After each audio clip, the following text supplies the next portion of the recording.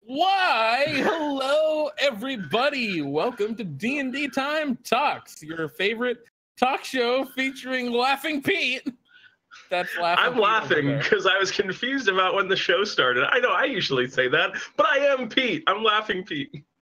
And I'm not laughing, Jeremy. The Forgotten One. Thank you for your subscription, my friend. Oh, hey, thank you so much. It's appreciated. Thank you. It means the world to us. So, Jeremy, how are you today? I'm doing great. Oh, we got Mr. Plunderloot in the chat. Plunder, I'm glad you're off of work. It's good to see you, friend. I'm sorry, Pete. I just totally blew off your question. I'm doing okay. No, that's cool. I'm also excited. I'm more interested in what Mr. Plunderloot has to say than what either of us do. Wow. But Dick, what about me? I care about me. I don't care about anyone. You're going to make me cry. I'm edgy. Okay. Jeremy, how are you? I'm doing great. How about you, Pete? How are you? I'm also doing good today. I'm in a good mood. I'm excited to talk about some magic items. Pete, I'm going to one-up you. I'm in a great mood. Fair enough. I can't beat that. That's the best you can possibly be. You've successfully one-upped me. No, we're never going to be PB and J. Think about it. We're never going to do it. Refuse. Unless, wait, Pete. Yeah. What if we find another dungeon master who goes by the name of Beetle? That's such a good name. Beetle? With like a B. B-E-A-D-L-E. I feel like we can't invite someone like that. Well, I feel like there's an issue there and that his name is so much better than... Absolutely not like Bionic. I feel like his Beetle would be such a cool name, he'd upstage us all the time and we'd get booted out of the show. And it would just become B's DnDT. Hey, Zero G Ninja, glad you could make it again. Anywho, enough of our bubbling. Our witty repartee. Oh God, it hurts me to say to think witty repartee because that's not what it is. About what we just did, yeah. So we're gonna be talking about magic items today. We're gonna be breaking down all sorts of interesting things. We'll talk about balance a bit. A lot of stuff that we're excited to go into tonight. Kind of how we make magic items for DnDTime. So yeah, that's DnDTime Talks. If you have thoughts or questions or comments or disagree completely with us or agree completely with us, let us know in chat, and we'll try and answer and respond as quickly as we can. Yeah, and if you have a cool idea for something you want us to talk about on DnDTime Talks, let us know. I have some ideas. I meant to run them by Pete earlier, but I completely forgot. So, Pete, the first time you're going to hear them, how would you guys in the chat feel if we had a powwow about different monster types or maybe even specific monsters? Like if we just sat down. Sounds fun to me.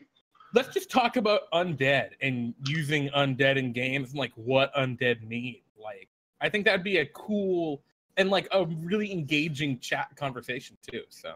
Let us know what you guys think. If you think that's a radical topic, if you like it, maybe we'll do it next week. And if you come up with an even better topic, that'd be cool. Just a quick tangent, Jeremy. What's your favorite monster type? My favorite monster curious. Type? Yeah, I know what mine is. I'll go first. Mine's monstrosities, which I know is a lame pick, but it's my favorite. No. I'm very close. Well, Pete, owlbears. So wait, monstrosities? I think it's monstrosities. Yeah. Fair enough. The thing is, I love monstrosities. We can do monstrosities. Monstrosities feel the most like they could be real things, and most of them are mythic, legendary creatures. Yeah, so, a lot of the time when you're throwing a monstrosity, people like they have that kind of context for. Well, actually, let's talk about this. A complete tangent. We're talking about magic items today. Monstrosities rarely have magic items unless the 8 adventurers which have them. Or if they're like a Medusa or something. Which is, by the way, an awesome way to give your party magic items is they cut open the monstrosity and, they ate someone else who had this magic item. The last adventure he ate had a +3 Sword of Vengeance. Farful 13. I think beasts feel like they could be the most real things. Okay, Crowley. You've been roasted, Jared. Constructs, Well, for now, let's start talking about what we're going to talk about today, which, like we've said, is magic items. In the past, we've talked about magic items a bit before.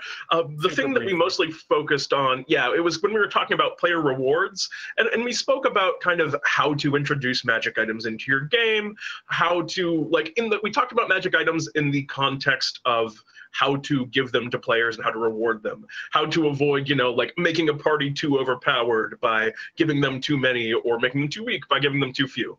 And that's not what we're going to be focusing on today. Today we're going to be talking about classifications of magic items, how they function in the context of 5th edition, just different types, what general types of magic items there are. We might talk about major and minor and how the rarity and stuff works. And also, we're going to spend some time talking about how we design magic items specifically for DnDTime and how we make items that are right for our game.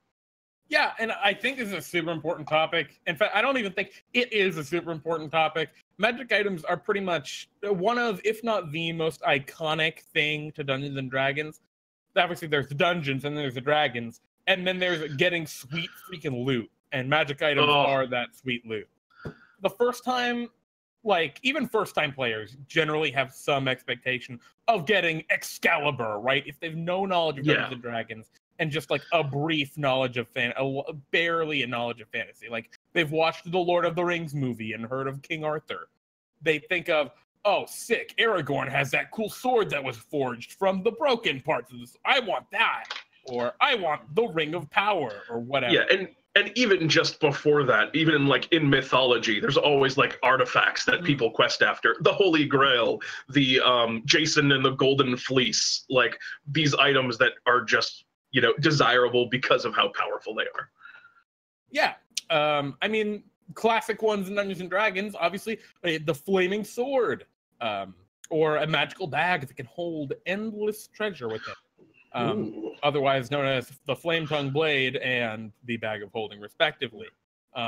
It's really easy to talk about those items. Oh, sorry, go ahead. No, go ahead. I was going to say, we're going to talk about those two specifically, I think, a little bit later on. Yeah, well, that's why I mentioned that. Foreshadowing. Ooh. Foreshadowing. You gotta just ram the blunt foreshadowing. We're gonna talk about these items. No. It's also really easy to create your own magic items if there's not something that does what you want to do. You just kind of have to be a little careful when you do it so that you don't ruin, you don't destabilize the game that is Dungeons and Dragons. Which can happen if you're too crazy with it. Obviously, this is going to cater a lot more toward game masters, but, it's helpful to players too. Players talk, especially if you have a newer game master, talk about what kind of magic items you think are cool. Just be like, oh, wow, I really wish my sword could light on fire. But, don't heckle them about it or harass them about it. Talk about stuff that you think is cool in, a casual, kind of offhanded way. And odds are your game master's going to pick up on that and be like, huh, I bet they like this cool item, and give it to you at some point. Actually, in 4th edition... Sorry, go ahead, Pete. I was going to say, Psychopath23 says in chat, I've only made about 100 magic items, small compared to your 1,000 plus. And then Zero G Ninja says, I made 30 this week. Way OP. I mean, those are a lot of magic items. Me and Jeremy have also made a lot of magic items between us. But I mean, all the things in the bag necessarily aren't. A lot of those were things that you guys made, which we're going to be talking about, player submissions as well. And so I think actually now I wanted to mention, if you tuned into Brews this past Sunday, we mentioned that the next Brews, which will be the upcoming Sunday, we're going to be going over some user-submitted magic items. Wait, what? I'm in this Brews, and I had no idea what you just said. This Sunday, we're going to do this. Wait, yes. Okay, just so you're all aware, that is what Pete's about to talk about is happening this Sunday. The upcoming Sunday. Yes, July 15th. Yes. Okay, continue. What did I say? I don't know what I said. The upcoming... Weird. Okay. The upcoming Sunday, we're going to be reviewing player-submitted items. So if you're interested in submitting an item for us to review on the stream on Brews, this stream is also very much for you, because we're going to be talking like specifically how we make items for D&D Time and some of like our own kind of design philosophies and how they fit into our game. So definitely pay attention to that stuff if you're interested in doing that this Sunday. And at the end of the stream, I think we'll talk about it a little bit again then, but there'll be a form to submit those items. So stay tuned for that if you're into it. Yeah, the form will be posted both on our Discord server, links below here, and in the Twitch chat after this stream. So please watch the stream so that maybe that'll help you with your items. And try and keep it to like a few items, like 1 or 2 each. We don't... If you put in a whole bunch, I'm just letting you know we're not going to get to them all. And so just try and put in like the ones that you think are you really want to see talked about and discussed on the show. 1 or 2 really like prime candidates. But yeah, it's actually funny. So let's start talking about the thing. I could talk forever about magic items, but let's just talk about the very basics of it. Pete, let the people know what really is a magic. Is this cup a magic item? A magic item? Well, maybe. I do not know if you have enchanted that or not, so I can't say for certain. But what I can tell you is that a magic item is an item that has been imbued with magic. They can do a myriad of different things. They can come in 1,000 different shapes, probably even more than 1,000. That's just the number that came into my head. And I mean, they're the most exciting reward, in my opinion, at least, that anyone can receive. And generally what a magic item is it's just some object that is imbued with powers that are greater than the scope of the normal object. For example, a magic sword is a sword that when it cuts, it's extra sharp, or a sword that lit on fire, as we mentioned before. And a magic item can be anything that has some kind of power. For example, a magic cup that refills with water every time you drink out of it. So it's a cup of endlessly flowing water. These are generally what magic items are. And the scope of that is extremely broad. Yeah, and in 5th edition, the game is balanced and designed completely without magic items. That is, a character and the monsters that a character is expected to fight at a given level, the magic items that a character has have no bearing on. Which means magic items just make you stronger than you would be expected to be by the game's core mechanics. That's okay, because if you just go by the game's core mechanics, D&D 5th edition is an incredibly brutal game where you just die a lot if you don't include magic items. But it's funny because in 4th edition, they were baked into the courses. You were expected, a character of a given level was expected to have a certain number of magic items that would increase their effectiveness by a certain amount. In fact, in 4th edition, players were encouraged to create magic item wish lists to give to their dungeon. That was actually in the Dungeon Master's Guide. As one of their, That's interesting. I did not know that. Yeah, it's very interesting. Additionally, in previous editions, if you got a magic item at level 1, oftentimes it would stick with you for a very long time. A great example is like in 4th edition, the Belt of Vigor, which was just it's a belt your character wore that made them a little tougher. Gave them some more it gave them some additional healing for the day. Weird 4th edition stuff there. And you'd get that at level 1, and you'd just have that all the way through level 30 at the end of the game.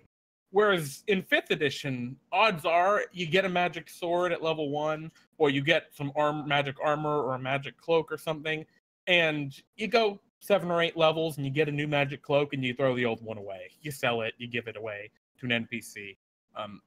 Items get outclassed in 5e in a way that they didn't. Which I'm interested in, Jeremy, because I haven't played 4th edition that much. Which of those 2 systems do you kind of like better? Magic items feel way more special in 5th edition, in my opinion. That's how it seems. And that's kind of like... I'm a loot hoarder, so I like 4e. The items are like cool. Actually, the items are pretty cool in 4e too. Anyway. I was going to say, that's kind of like part of the overarching design philosophy of 5th edition, which was to make things that are iconic to D&D feel powerful and to feel significant. That's why, like when we were speaking about things like the spell Fireball in the past, it is a way overstated spell. It does way more damage than a spell should, because a spell like Fireball is supposed to feel cool and people to be able to resonate with it, and they want it to feel powerful when people cast that spell.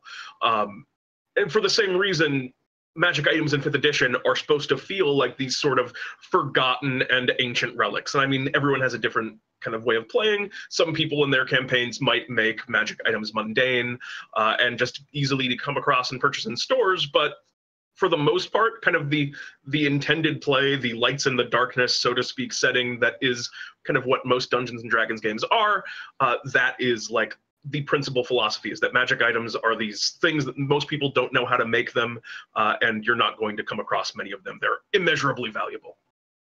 Yep, and more than that, in 5th edition Dungeons and Dragons, a lot of the times the magic items you come across don't just make you stronger. In fact, they don't make you stronger at all.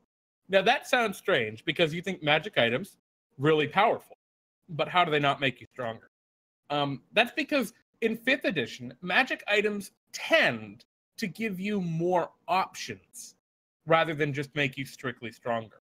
Whereas in 4th edition, you might get a +4 or a +5 magic item that just increased your to hit and to damage by a huge amount. In 5th edition, you're much more likely to get perhaps a wand that can cast more spells. So the spells aren't any more powerful than spells you can already cast, but over the course of a day, you can now cast them more often, like a wand of fireballs, for example. Or, I mean, the Flame Tongue Sword does just make you more powerful. So those still exist in 4th edition and 5th edition. But yeah, generally speaking, you're going to find ones that give you more options that are just more interesting and engaging to play with. And a lot of the time, there's kind of a mix of those two things, where there'll be, as you slowly move up the ladder, you'll get something that gives you like that base tier kind of bump up to the next echelon of power, which is often represented by kind of like the most common and recurring one that you'll see is the +1, +2, +3 bonus, which we'll talk about a little bit more later. They'll get a buff like that alongside of some things that actually make the item kind of interesting and kind of give it some utility. You want to start talking about some of the items? Yeah, but before we do that, I just want to catch this comment in the chat, Psychopath23. What rarity should we submit? Common, uncommon, rare? Any rarity is really open. We really don't want people to submit legendary, though. They'll be kind of our last priorities, just because legendary items are very complicated. But feel free to submit anything from common, which would be actually an interesting challenge, I think, to very rare. Keep in mind that these items will be workshopped in the Brews stream. Some of them may be changed completely, but no offense is obviously intended. This is to make the item work for our show for DnDTime, for Bartholomew's Big Bag. So, yes. Really, whatever your heart desires, sweet psychopath. Sheba asks, can we submit junk items? I mean, you technically can if they're like, I mean, I guess it depends on what you mean by junk items. We probably don't want to review items that are going to be completely like on the stream, items that won't be able to be like put into the bag. So we'd rather you do something that's at least like potentially usable by a character, but like super low power stuff or stuff that's kind of like really goofy in utility. Absolutely. Yeah, so let's talk about some of those basic items, like what kind of things we expect to see. So the first and most obvious magic items are potions, right? They're consumables. They're things that you pick up and you use them once and they're gone. Quintessential is the potion of healing, or healing potion, colloquially called. They're 50 gold pieces in 5th edition Dungeons & Dragons. They're presumed to be extremely common. Like most campaigns that I've played in and interacted with, the common consensus is you go to a city and you can buy potions of healing for their book. You go to a town, maybe they have one or two. Yeah, exactly. In a village, probably, maybe there's an herbalist that can make them if you give them some stuff. But anyway, potions of healing are super straightforward. They fall under the common category. And speaking of categories, Pete, let's just quickly go over what are the 4 categories of magic, or 5 categories of magic items. We got common, we got rare, we got very rare, we got legendary, and then I guess we got artifact. You forgot uncommon. Oh wait, I didn't say uncommon. Yeah, you skipped uncommon. I wasn't counting artifact. They got uncommon, rare, very rare, legendary. And as kind of a rough guideline for how those are leveled out, an uncommon item is kind of generally intended for a character of levels 1 to 5. A rare item 6 to 10, a very rare item 11 to 15, and then legendary and artifact tier items 16 to 20. It's just a good rough guideline. Oh yeah, sorry, I was interested in chat. But anyway, back to our list of classic kinds of magic items. So potions, consumables like that are pretty much the baseline. Generally, they're common, but you find them at higher levels with more potent effect. One thing that's kind of universal about them is you use them once and they're gone. Yes. Other kinds of magic items are +1 through +3 items. So things like a sword that does 1 extra damage. It's called a +1 sword. You also get a +1 to accuracy with it. So when you roll to hit, you get an additional +1 to that. This item is just the kind of thing where you are just strictly stronger. You're more accurate, you do more damage, it's just better. Yep. Also note, though, that that's a very small buff. Like, this 1+1 increase, 5th edition doesn't do, like, huge power magical items. Like, a +3 weapon is the highest bonus you're likely ever going to see on a magic item. Anything else is probably not content made by D&D, that's for sure. Exactly. Back, like we were saying back in 4th edition, you'd get, like, +5, +6 items, and even higher if you go back further editions. And that is very much done away with. If you're getting an item that just makes you strictly better, like that, it tends to be a little less impactful in 5e than 5e. Let's talk about other kinds of weapons, Pete. Let's talk. Oh, I'm sorry. So we talked about a common potions, and then uncommon is +1, rare is +2, very rare is +3. And legendary is usually +3 with some other very powerful effects. Yeah, some additional effects. So you've pulled. Let's talk about the Frost brand. Sure. Yeah, or actually, let's do the Flame Tongue first, because I think that's a simpler one, and then we can talk about the Frost brand.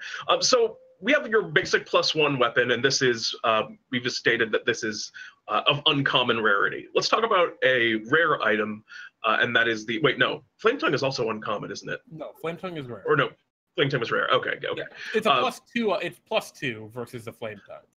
So, for example, you have a +2 to your accuracy and your damage, which helps. Or you have this. And Pete, would you care to read it? Okay, I can read it for you. I shall. The Flame Tongue. You can use a bonus action to speak this magic sword's command word, causing flames to erupt from the blade. These flames shed bright light in a 40-foot radius, in dim light for an additional 40 feet. While the sword is ablaze, it deals an extra 2d6 fire damage to any target it hits. The flames last until you use a bonus action to speak the command word again, or until you drop or sheathe the sword. Damn, it's very strong. So that means every time you hit with your weapon, you deal an additional 2d6 fire damage. So comparing that kind of 1-to-1 with your +2 sword, you don't have the bonus to hit, but at bare minimum, you are doing that additional 2 damage, and on average, you're doing an additional 7 damage. Very good. This a massive increase. Yes, a little bit. It seems to me like this item should be higher up in the tiering than where 5th edition actually puts it, which is in rare tiering, but it is considered to be a rare item. I kind of have the opinion it should be very rare. It's like Fireball. For the same reason that Fireball is overpowered and overstated for level 3 spell, the very classic Flaming Sword is overpowered and overstated for a rare magic item. And I mean, those are basically the basic gist. Now, it is important to note that this item doesn't give you any bonus to hit. It doesn't give you any sorts of resistances that you would normally get with other items, that you would get with other items that do the same kind of thing. So those are important things to note. And speaking of resistances, let's talk about Flame Tongue's older brother, Frostbrand, which is another similar weapon enchantment. Both Flame Tongue and Frostbrand can be enchanted on a sword or an axe. whatever kind of weapon you Frostbrand does the same kind of deal. When you hit with an attack using this magic sword, the target takes an extra 1d6 cold damage. In addition, while you hold the sword, you have resistance to fire damage.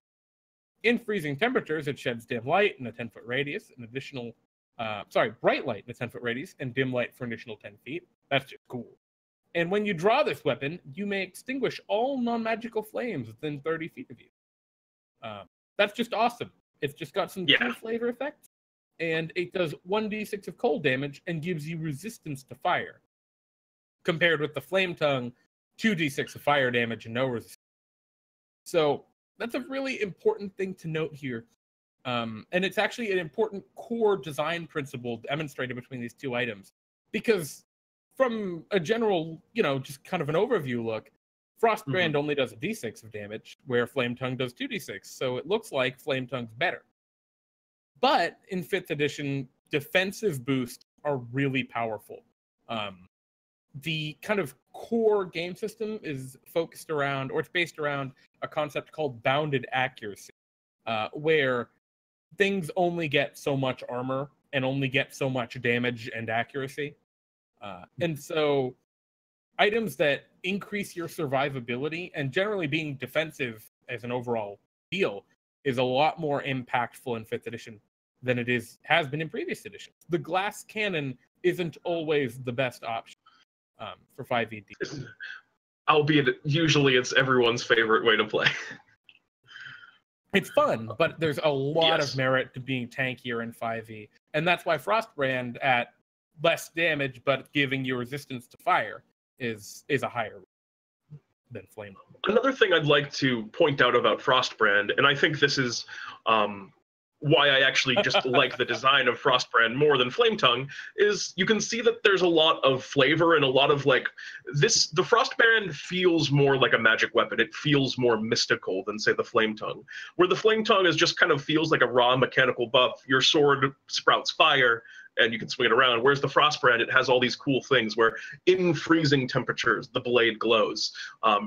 It feels like it's suited and fit to its environment.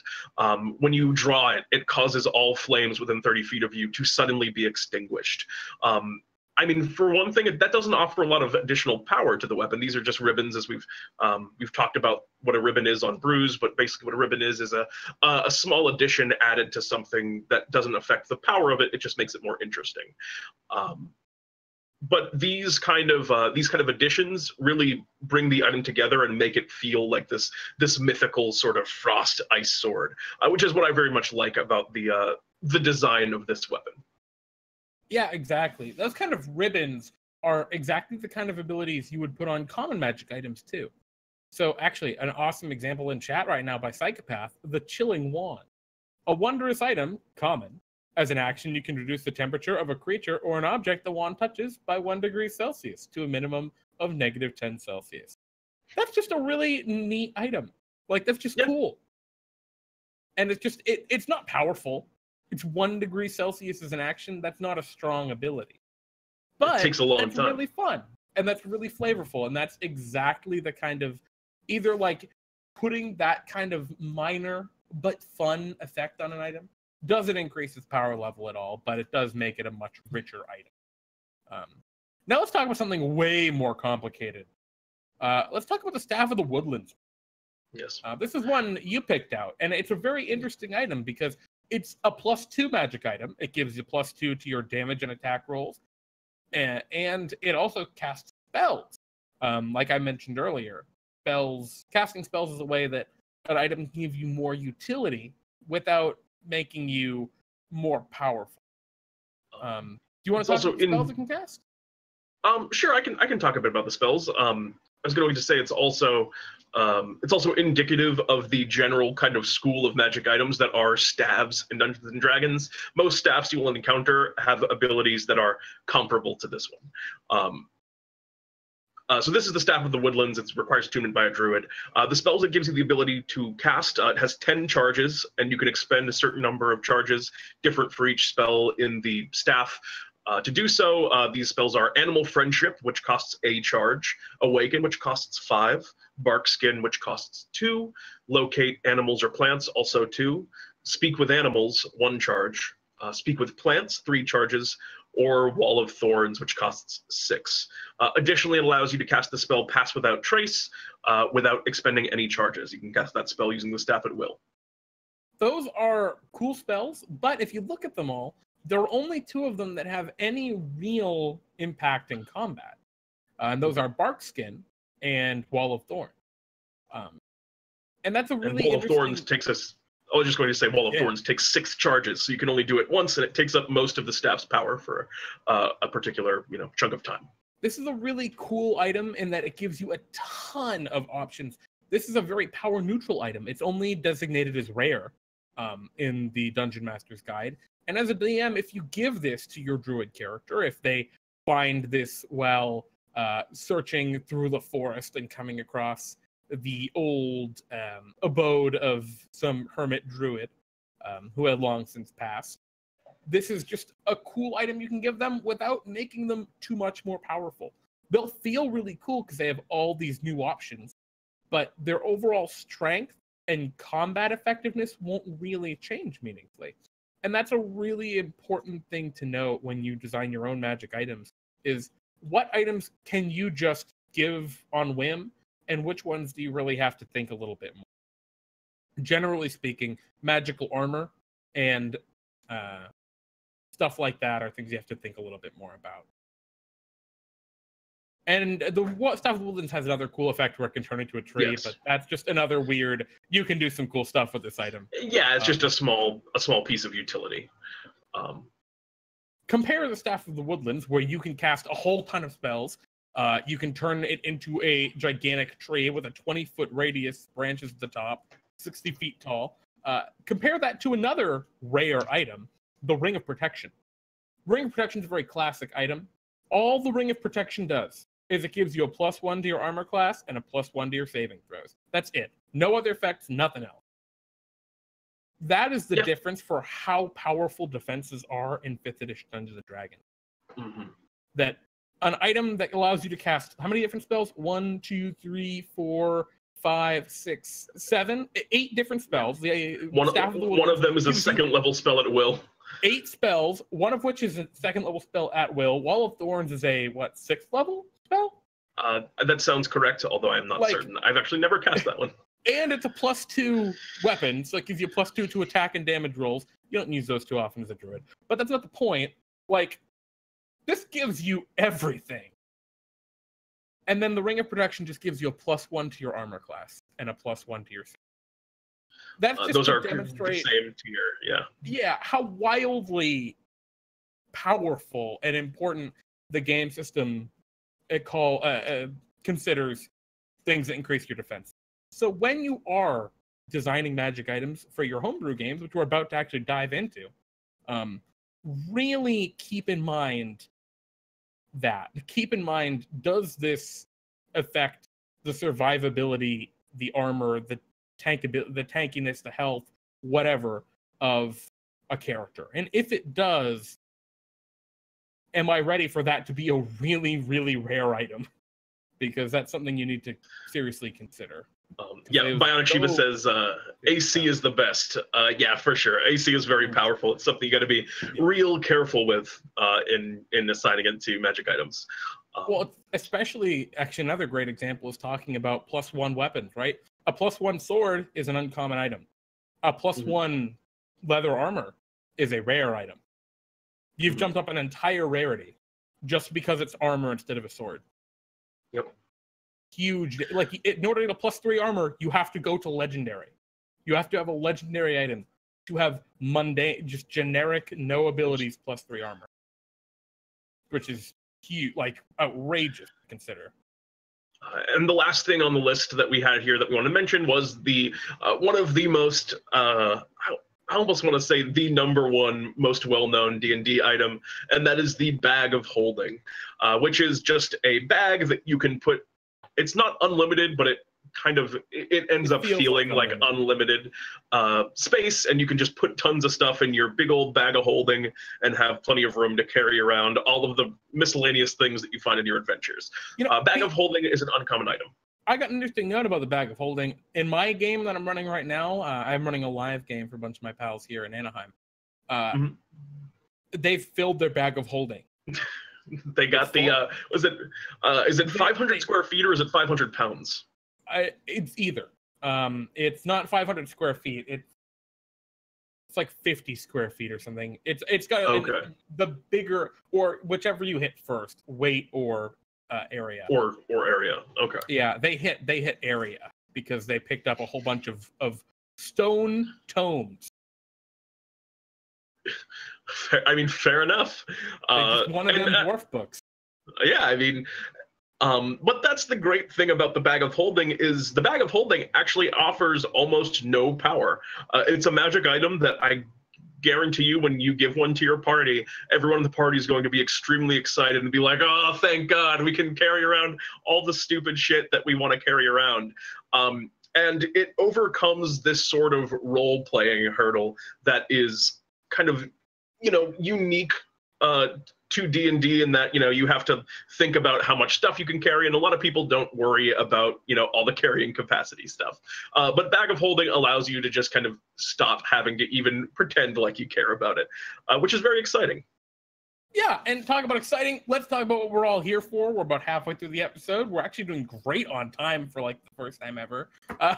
Magic items in D&D time. So Pete and I have a few of our design philosophies of our own that we like to stick to when we design items for D&D time. And they are, in order of importance, simplicity. We try to make our items have a very core identity. The shorter the item description, the better. If you have to take, 3 paragraphs to get across the identity and the flavor of an item, that's a bad item for D&D. If you can give the essence of what your item is aesthetically in one sentence, and then what it's supposed to do in one sentence, perfect. You can then have some more text explaining how it does that after, but generally speaking, the simpler and more concise the item, the better for D. What's our next principle, Pete? Next, we really care about balance.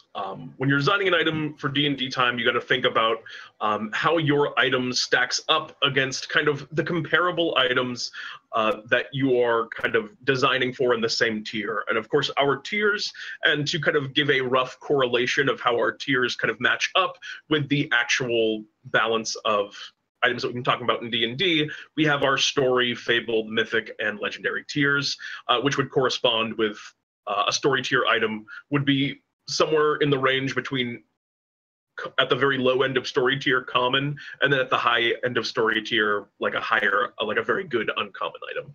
And then for fable tier, that would be like a rare item, and mythic tier like a very rare, and then naturally legend tier would be a legendary item. So really, when you're designing an item, we always kind of think about what tier we want to kind of put it in. Even like before we design, a lot of times we'll think like, I want this to be of approximately a story tier power level, and we will think about, how we want to do that going in. Be like, okay, so I know that my rough range for this is, say, if I'm designing a low story, like a mid story tier item, I know I have to make something that's, roughly comparable to, say, a +1 weapon. Exactly. And speaking of that, we talk next about the utility. What does the item do? In D&D time, we super tend toward items that give the players more options. Even if those options are different and comparable to existing spells. A good example would be the Fog Cloud spell. So one such item was the Rubber Polio, which was created by Mr. Plunderly. Which, rather than creating a huge just area of fog, it makes a line of fog, which is a really cool utility. It's not for everyone, but it's just a different sort of take on the same idea that can be used in different. How to give a character more options is, generally speaking, our focus when we create, not to just make them more powerful, or at least not strict. Yeah, we never want to just, there, for example, in the bag, you will not find a +1 weapon. You will not find a ring of protection. There's one +1 weapon. It is. Was there? The sword that Wait, was it cries. the longsword of pain? Yeah. I mean, even okay. Well, to put into perspective, the 1+1 weapon that we put in, which we put in as a point of reference, kind of for ourselves to govern how we place magic items into the bag. The 1+1 weapon, we did even that. It was called the Longsword of Pain, and every time you hit, actually, I think this was an item submission that someone put in, which I very much liked. It might have been Reflected that made this item, but every time you hit someone with it, the sword cries out in pain for having been hit with the flesh of its enemy. So even though it's a +1 weapon, it has a lot of character. It's really interesting. It's very flavorful, which is sort of the next thing that I want to talk about, which is our next design philosophy is creating items that have flavor. Generally, the tone of our world, as I think all of you are already aware, is very silly and goofy. And we try and make...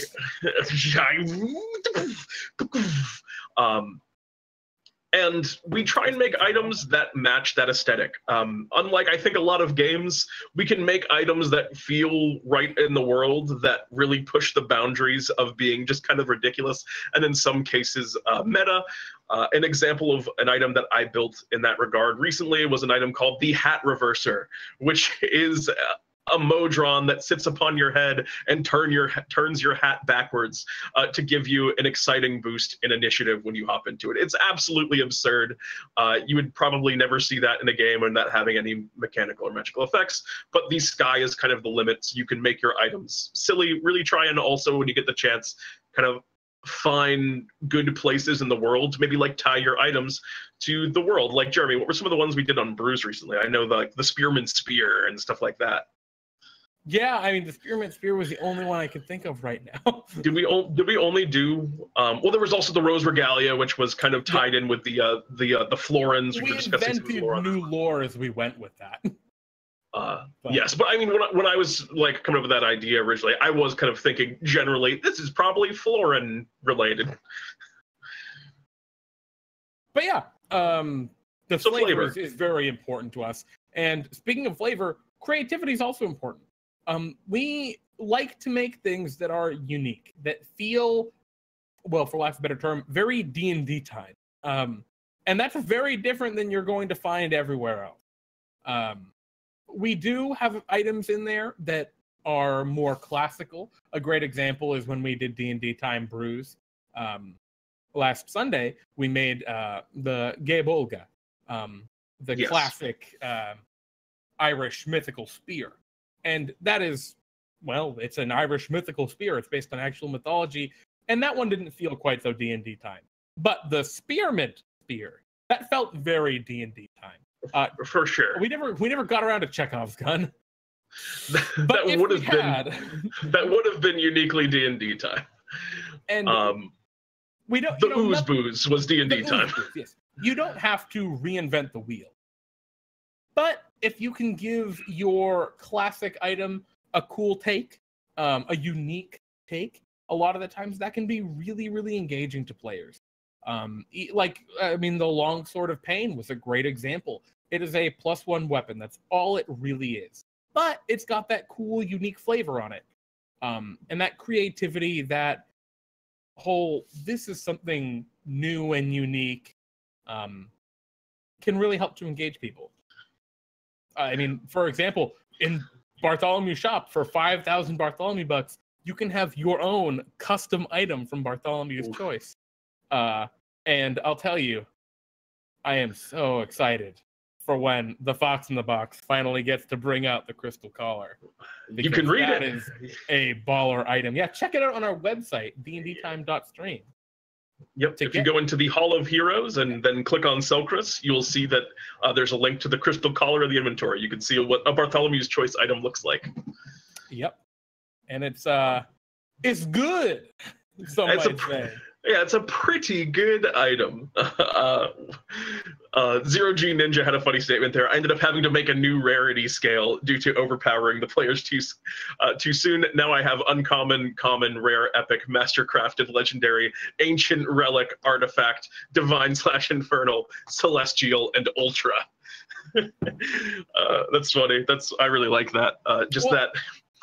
And it's interesting. It's interesting you say that Zero G Ninja, puts that out there, because Dungeon Masters, let's be real, we all give our characters many of us give our characters far too powerful items.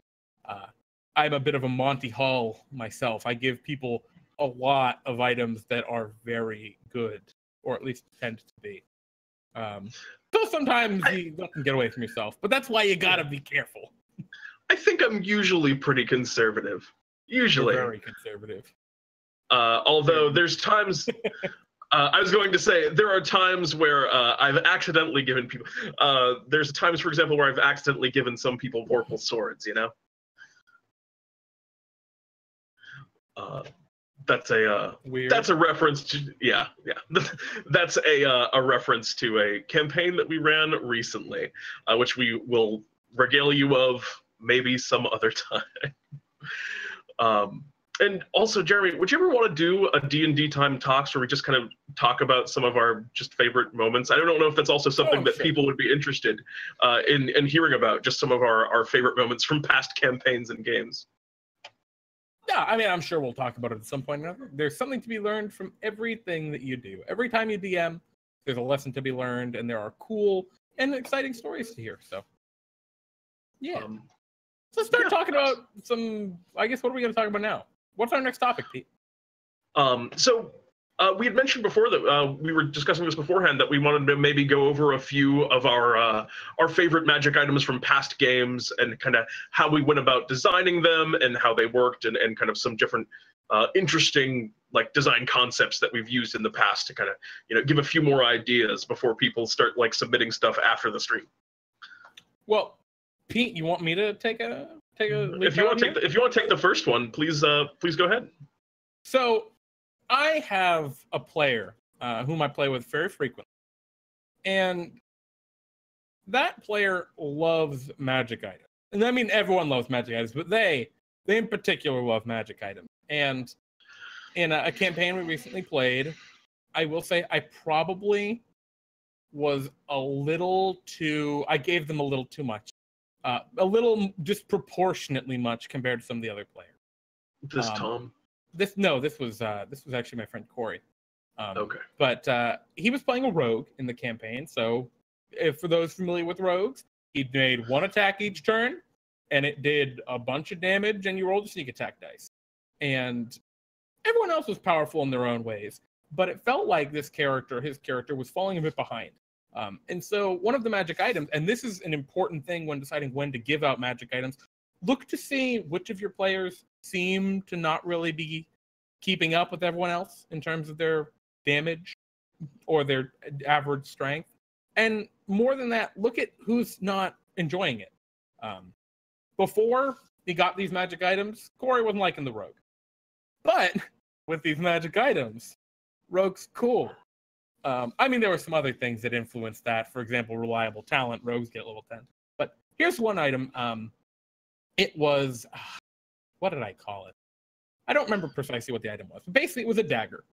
And the way the dagger worked is while you wielded this dagger, when you hit with an attack, all of your dice would be exploding. And for those unaware of what exploding means, exploding is a mechanic from I stole shamelessly from another game system called Shadowrun, which I'm sure stole that from something else. And what never be ashamed to steal. Never be ashamed to steal in Dungeons and Dragons. The game was founded on it. Yes. When you rolled the maximum roll on one of your dice, you got to roll that die again and add it to your damage.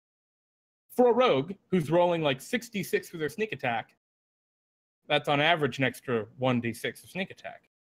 Except if you crit, then you're rolling 12d6, so it's an average of 2d6 extra. Except when you roll 4 out of those 6 sixes are 6s, then you're rolling a bunch more, and it just went crazy. I think his highest crit for that game was somewhere in the mid hundreds for a single attack, which was outrageous and amazing. He ended up having some paladin levels too in there, so them smites, and that was just so rewarding. It happened so rarely that those crits just went absurd, went crazy. But when they did, that felt so good, and it was just so much fun. And yes, it made me have to be a little bit more creative and put some more enemies in fights, and it was a little more powerful than I intended. But those kind of homebrewed items can be cool, and they can be a lot of fun. And it plays in a lot. It played in a really lot with his character who worshipped Timora, the goddess of luck. It was just neat. Yeah, very fitting. I got what I can do. Yeah, so this is an item from the game I was actually referencing before that I played with Jeremy, and this item was called the Starry Bandana. And it was an item that was just kind of randomly picked up by one of our players. Out of Bartholomew's bag. No, this was actually found on a dead guy. Really? Bartholomew's bag actually, a side note, started in that game, and the way Bartholomew's Big Bag Bonanza actually used to work is you would pay.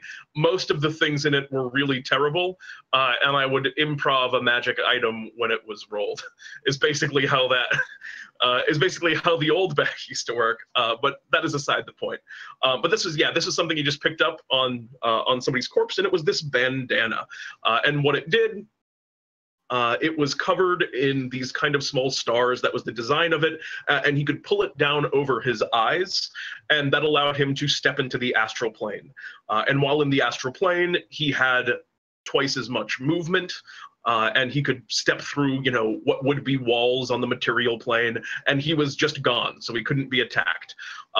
And that had two kind of caveats. One, I would move him onto a different map page so he couldn't look at the map while he was moving around. So we had to try to remember where he was and describe his movement. So there was a chance he might come back in a wall and take damage, which was kind of the first of two downsides to this item. Because it was an item that could be just used at will, which would be extremely powerful if you could just use it all the time. And the second caveat was this. When you put it on, you rolled a D100, and there would be that many stars in the astral plane in the sky above you when you put it on, which would slowly blink out each second. And if you spent too much time there, then you would become permanently trapped in the astral plane. This was a really interesting item because every time he used it, he had to think to myself, oh, well, if I roll too low, there's a chance I just put this on and don't have enough time to take it off, and I just get trapped in the astral plane forever, which, long story that I won't get into, did eventually happen. That happened. Yes, it did. It did, in fact, happen. So this item was very cool. I mean, he really loved using it and always had that sort of moment of, oh no, what's going to happen every time he put it on, because there was that chance. But the reason I wanted to bring up this item is because this item is not a super great fit for D&D time, because it has this sort of inherent flavor in it that, even though that's an awesome design point, this kind of like drawback, this one would call like a curse, so to speak, on the item that has this chance of trapping you, that's not something that really works in our sort of one-shot adventure environment. So if you're going to design items for D&D time, think about the fact that you're only going to run them once. Things that I would like to, for example, kind of shy people away from are cursed items can be interesting, but if the curse is too devastating, things that just like, oh, maybe this thing just kind of pulls you out of this thing just kind of like pulls you out of the game, like the Starry Bandana would have on a rare chance. That's not like fun, and that doesn't really fit the play style of D&D time. Yeah, that's true, Zero G Ninja. He ended up going on a spirit quest through the astral plane, which was a whole thing. But and then another kind of thing, for example, this is another thing kind of unrelated to this item, but items that, for example, use tables or have like a whole bunch of like random stuff that can happen when they use them, that's not the best fit for D&D time, because again, there's also that factor of we run 1-hour shows. So items that like take a lot of time to like use and to like figure out what they do and have this kind of element of chaos to them don't work quite as well in our game. Another great example of things that don't work in our game, we talked about the Staff of the Woodlands. 10 charges to do a whole ton of different things. If something has 10 charges and you're putting it in D&D time, it's not going to have 10 charges once Pete and I revise it and put it in the bag. It's going to have like 5. And that's because when we're talking about magic items that have spells and effects, there needs to be a choice, right? When you have an item that has 10 charges, that's 10 charges over the course of the whole adventuring day, which in D&D time we have, a 1 hour thing. It's not a whole adventuring day, an encounter, maybe 2. And so something that relies on the entire day going through to balance it is just not going to fly. It's just not going to work the same here. So consider that if you're building an item that relies on charges to balance. Yeah, a great kind of point of reference is the once until the next dawn is a great ability that we use on tons and tons of items in the bag. You'll see that over and over again in the items that, at least that Jeremy and I design. And a lot of the times we'll kind of fit other people's items to fit that sort of format. Although charges can also work if they're small. Exactly. If you're going to do charges, 3, maybe 5 if you're going to have a lot of charges. Or if it's a very high level item, you could maybe go up to 7, but you're pushing it. Like your Wand of Harmorphin. The Wand of Harmorphin doesn't have charges, does it? It just... No, that's a charge. No, I think it's a Wand of Magic Missiles with like 5 charges. I thought it just had permanent... I just thought you could always cast it. I'm ruined. I mean... My life is destroyed. It's a lie. I mean, maybe I'm wrong. I thought it had charges. Yeah, I don't know. I think that's also, if you're going to do a curse, I think on the subject of curses, I think the Wand of Harmorphin is a great example of kind of a curse that works in D&D time, where it's not actually really affecting the mechanics and a drawback for your character, but it's just a question of the morality of the item.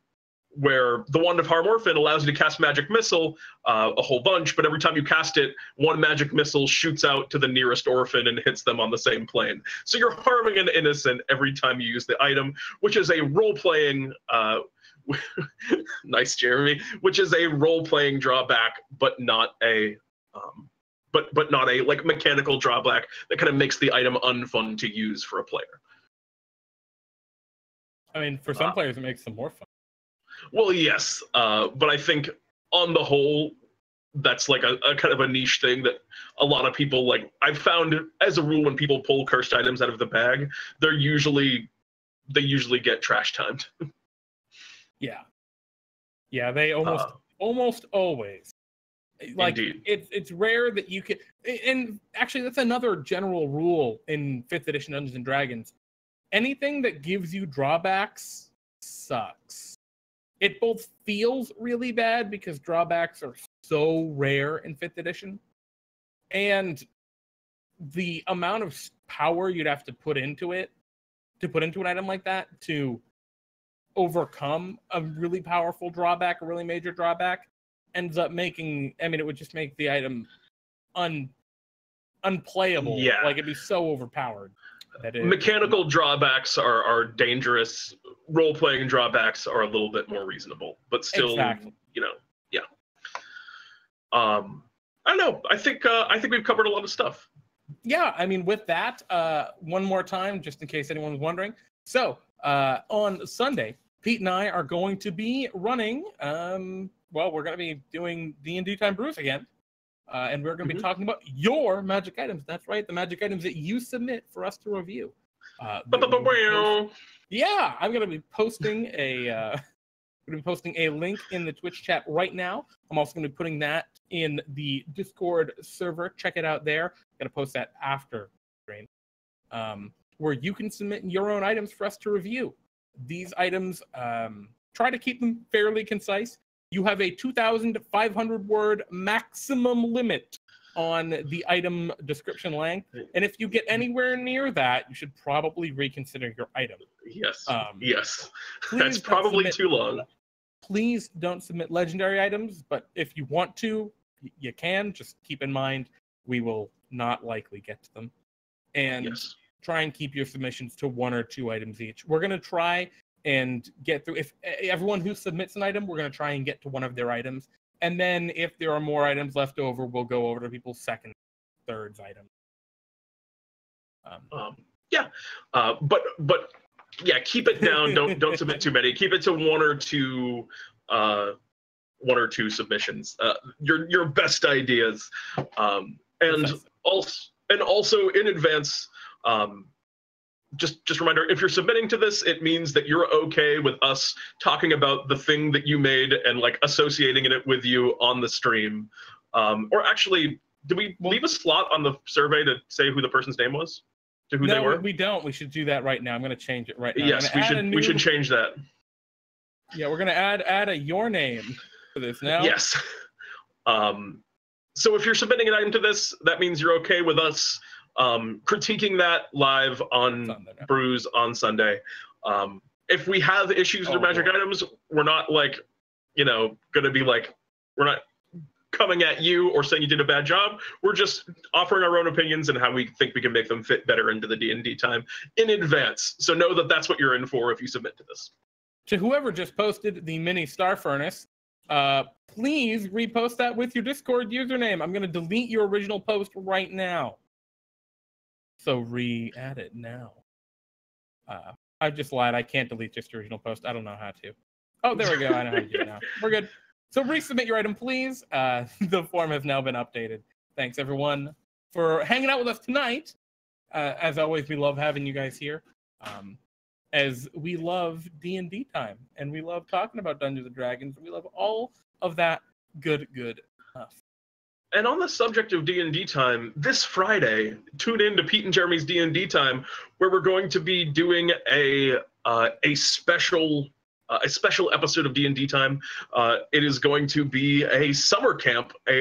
Bartholomew is hosting some fun team building exercises at Camp Crystal Lake. I'm sure that everything there will be chill. It just seems like it's just going to be a good time full of cooperation, friendship, and family fun. So tune in on Friday for our first in a while special holiday event. Yeah, we've been really light on the holiday events lately, but we're planning on doing a lot more of those, especially into the second half of the year. I mean, we're getting into that big holiday season. Our Halloween event. Oh, it's going to be good this year. I just know it. Yeah. I'm excited. We haven't talked about it, but I already got tons of ideas, Jeremy. Anyway, I think that's it. Do you have anything else, Jeremy? Ooh, anything else? I think I'm out. I'm out of ideas, Pete. I'm totally stumped. In that case, I'm Pete. And I'm Jeremy. And this is DnDTime Talks. Damn it. Bye. I feel like...